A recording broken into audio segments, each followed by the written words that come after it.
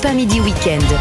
12h30, 13h, Alexis de la Fléchère. L'actualité à l'étranger à présent, Donald Trump qui déploie ses sous-marins nucléaires. Réaction du président américain après des propos incendiaires venus de Moscou. Bonjour Jean-Éric Brana. Bonjour. Vous êtes essayiste et spécialiste des États-Unis. Vous publiez d'ailleurs aux éditions Ellipse un ouvrage sur les textes fondateurs de la Révolution américaine. On va analyser ensemble dans un instant cette escalade verbale et militaire entre Washington et Moscou. Mais d'abord, je vous propose d'écouter ce sujet signé Antoine Bienvaux qui revient sur les dernières heures d'une tension qui monte très sérieusement.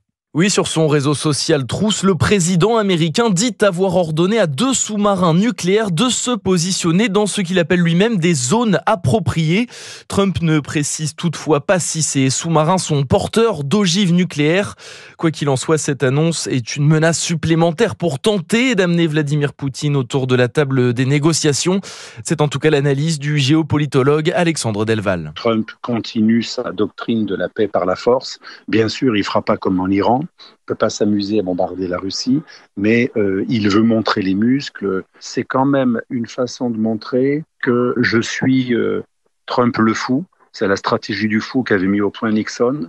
Je suis imprévisible et je suis capable d'aller jusqu'au bout. Dans son message, Donald Trump s'en prend aussi directement à Dmitri Medvedev en faisant référence à leurs échanges tendus de ces derniers jours.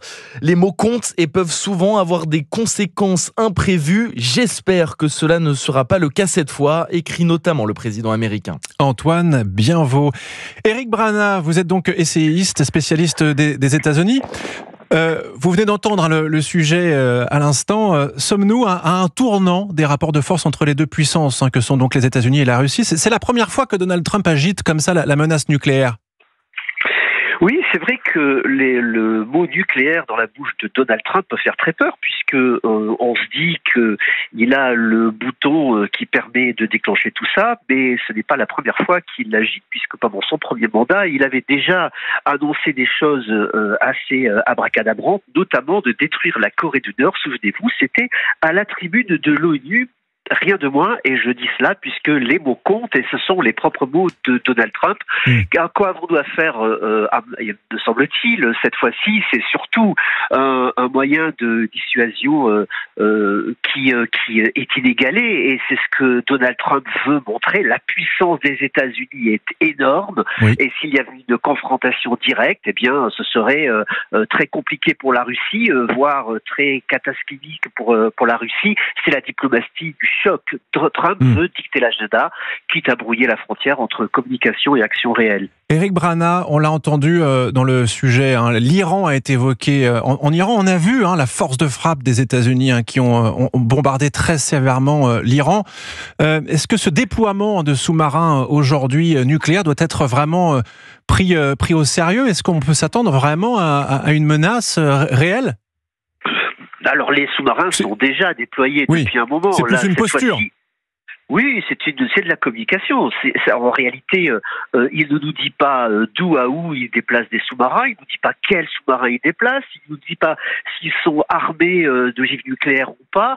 Tout cela, c'est histoire de parler à son électorat qui pourrait être inquiet avec l'ultimatum qu'il a donné il y a quelques jours à Vladimir Poutine, puisque si Vladimir Poutine ne bouge pas à partir de mercredi prochain, le risque pour Donald Trump, c'est d'être un peu ridicule et avoir l'air affaibli aux yeux du monde. En prenant les devants, eh bien, il est toujours dans la posture de celui qui décide. C'est plus la diplomatie du spectacle. Et pour moi, peu importe où voguent les sous-marins pour Trump, l'essentiel, c'est que l'Amérique le voit en capitaine du monde. Qu'est-ce qui a contrarié à ce point-là Donald Trump pour qu'il en vienne justement à déployer ces sous-marins nucléaires? Mais comme je le disais, je ne crois pas d'une part qu'il ait déployé quoi que ce soit, puisqu'on n'en a pas de preuves, et je ne crois pas qu'il soit contrarié non plus.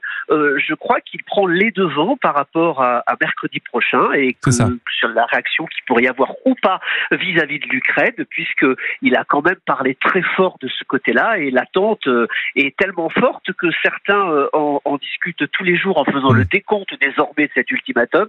Passer de 50 à 10 jours, ce n'était pas rien. On attendait quelque chose de très très fort. Eh bien, désormais, il montre qu'il est capable d'aller très loin, ou du moins qu'il serait capable, ou qu'il serait possible qu'il soit capable. Vous voyez, je mets beaucoup de guillemets,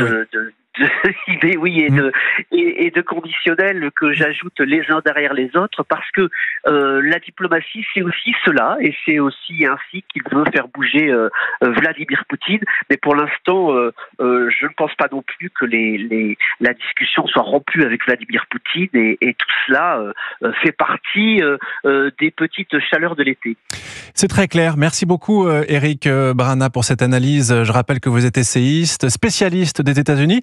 Vous publiez aussi aux éditions Ellipse un ouvrage sur les textes fondateurs de la Révolution américaine, un ouvrage qui va sortir très prochainement.